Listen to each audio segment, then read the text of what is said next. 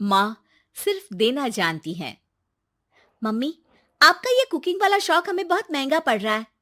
घर में सब कुक के हाथ का बना खाना खाते हैं, फिर भी आप अलग से खाना फेंकने के लिए क्यों बनाती हो? पता भी है कि इस तरह कितना पैसा खर्च होता है। अरे पर बहू, मैं तो सब रोहित के पसंद का खाना बनाती हूँ। मम्मी, वो सब मुझे बचपन में पसंद था। अब इतना तेल खिलाकर बीमार करोगी क्या? वैसे भी मैं पूरा समय कभी क्लाइंट तो कभी बॉस के साथ मीटिंग में रहता हूँ। इसलिए आप अपनी बर्बादी को मेरा नाम तो मत ही दीजिएगा।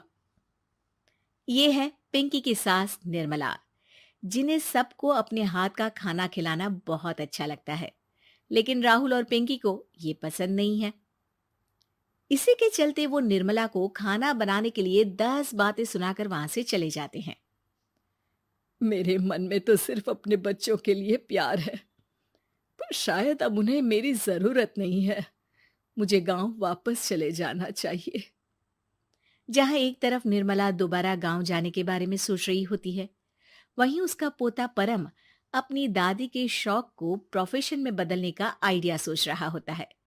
अगली सुबह निर्मला गांव वापस जाने के लिए कपड़े पैक कर ही रही होती है कि परम फोन लेकर दादी के पास पहुंचता है। दादी, आप कहीं नहीं जाओगी? अरे नहीं बेटा, मेरा गांव चले जाना ही ठीक रहेगा। इससे तुम्हारे मम्मी पापा की सारी दिक्कतें भी खत्म हो जाएगी। दादी, वो तो ना आपके आने से पहले कम थी और ना ही आपके जाने से खत्म होगी। उन्हें हमेशा पैसों की टेंशन में ही रहना है। मेरे पास आपको यहाँ रोकने का आइडिया है। आइडिया? मतलब, मैं कुछ समझी नहीं। इस पर परम अपनी दादी को YouTube खोलकर उसके बारे में सब कुछ बताता है, जिसे सुन दादी कंफ्यूज हो जाती है। अरे बच्चे, तूने इस बुढ़िया के बारे में इतना सोचा, वही बहुत बड़ी बात है। देख, मुझे ये सब समझ में नहीं आता। तू मुझे जाने दे बेटा। अरे दादी, इसमें कुछ मुश्किल नहीं है। मैं हूं ना हेल्प के लिए। आप बस खाना बनाओ, और पता है, YouTube की मदद से आप अपनी स्पेशल रेसिपी लोगों को सिखा भी सकती हो। अच्छा, ऐसा भी हो सकता है?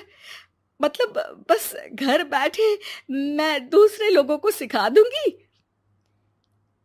सिर्फ कुछ लोगों को नहीं, पूरी दुनिया को सिखा सकती हो, और उसके लिए आपको सिखाने के पैसे भी मिलेंगे दादी। इस पर बहुत देर तक दादी को YouTube के बारे में समझाकर आखिर में परम उन्हें कन्विंस कर ही लेता है, जिसके बाद वो गांव जाने का प्लान कैंसिल कर YouTube चैनल शुरू कर देती हैं। हमने ये शुरू तो कर दिया, पर इससे कहीं रोहित और पिंकी को दिक्कत ना हो बेटा। दादी, वो आपके बारे में नहीं सोचते तो आप क्यों उनके बारे में इतना सोच रही हो? इसके बाद दादी पोता मिलकर खाने की वीडियो और साथ ही उनके ट्यूटोरियल की वीडियो बनाकर उन्हें YouTube चैनल पर अपलोड करने लगते हैं। सब खुशी से चल रहा होता है कि कुछ हफ्तों में ही पिंकी को इसकी खबर हो जाती है। हमारी पीठ पीछे घर में ये सब क्या चल रहा है? अरे मम्मी, आपको तो अपना टाइम पास करना है, पर उसमें मेरे बेटे का फ्यूचर क्यों खराब कर रही हो? पढ़ाई के टाइम आपके साथ किचन में लगा रहेगा तो फेल ही हो जाएगा ना। वैसे इस YouTube वाले के शौक के लिए आप जो फैंसी डिशेस बना रही हो, उसके पैसे कहाँ से आ रहे हैं? मम्मी, आपको हमेशा पैसों की चिंता ही क्यों लगी रहती है? और रही बात मेरी पढ़ाई की, तो आपसे ज्यादा दादी को उसकी चिंता है। इसीलिए मेरी पढ़ाई के बाद ही वो ये काम करती है। परम, अपनी मम्मी से बात करने का ये कौन सा तरीका है? और मम्मी ने पैसों के बारे में कुछ गलत तो नहीं पूछा? जब घर में हम दोनों कमाते हैं, तो ये पूछने का अधिकार तो है कि पैसे कहाँ इस्तेमाल हो रहा है। मम्मी का ये जानना जरूरी बनता है। पापा, आप अपनी मम्मी से कैसे बात करते हो, ये तो मैं देख ही रहा हूँ। तो आपके मुंह से ये बातें तो अच्छी नहीं लगती। और रही बात पैसों की, तो आप दोनों हर समय मुझसे दूर रहने की कंपेंसेशन में जो पॉकेट मनी देते हो ना, हम उसी से ये सब कर रहे हैं। इस पर परम अपनी दादी को लेकर वहां से चला जाता है, जिसके बाद पिंकी और रोहित YouTube चैनल बंद करवाने की बहुत कोशिश करते हैं, लेकिन परम ऐसा होने नहीं देता। इसी तरह महीने बीत जाते हैं।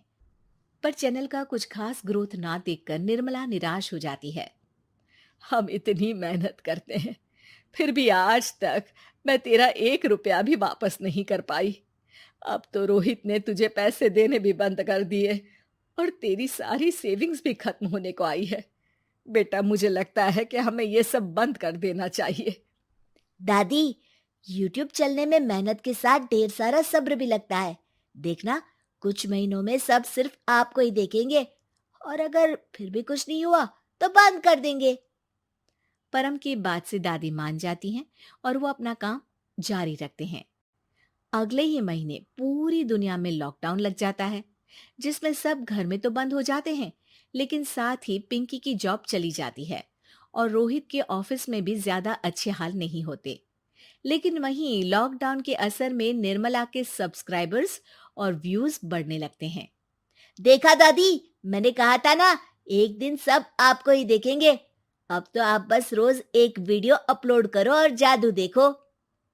इसी के साथ लॉकडाउन के कुछ ही महीनों में निर्मला खाने वाली दादी के नाम से सारे सोशल मीडिया पर फेमस हो जाती है, जिस वजह से अब उन्हें यूट्यूब के पैसों के साथ पेड एडवर्टीजमेंट और पेड प्रमोशन भी मिलने लगते हैं।